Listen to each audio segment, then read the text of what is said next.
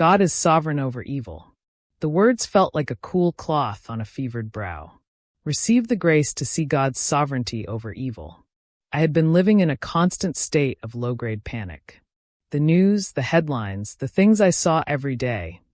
It felt like the world was spinning out of control, a carnival of chaos with no one at the helm. Evil seemed to be winning, a relentless, churning tide of injustice and suffering. My faith felt thin, stretched to the breaking point. I had always known the theology of it, of course. God is in control. He is sovereign. But it was a statement I affirmed with my mind, not a reality my heart had embraced. It was just another doctrine, a dry fact in a world that felt wet with tears. I was afraid, truly and deeply afraid, that the darkness would swallow us all. I was despairing over the state of things, feeling helpless and small.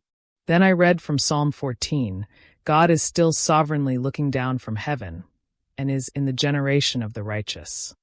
The words weren't new, but this time, they landed differently. It was as if a switch flipped inside me. I stopped trying to muster up courage, to intellectually grasp a concept that felt too big. Instead, I simply accepted the invitation. I received the grace. It wasn't something I earned or worked for.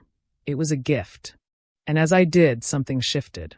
The fear didn't vanish in a flash of light, but it receded. The despair loosened its grip. It was like I had been looking at a blurry, out-of-focus picture, and suddenly, everything snapped into place.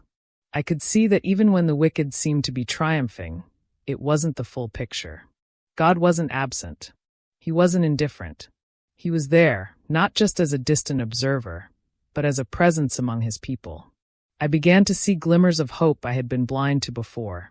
Small acts of kindness, quiet resilience, the unshakable faith of others. The grace wasn't a denial of evil's reality, but a profound reordering of it.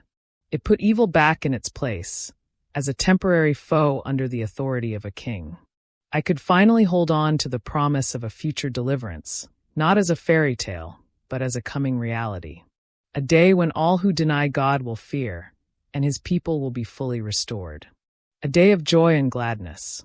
And I knew, with a certainty that went beyond my feelings, that this hope was a seed of that coming reality, blooming in my heart right now.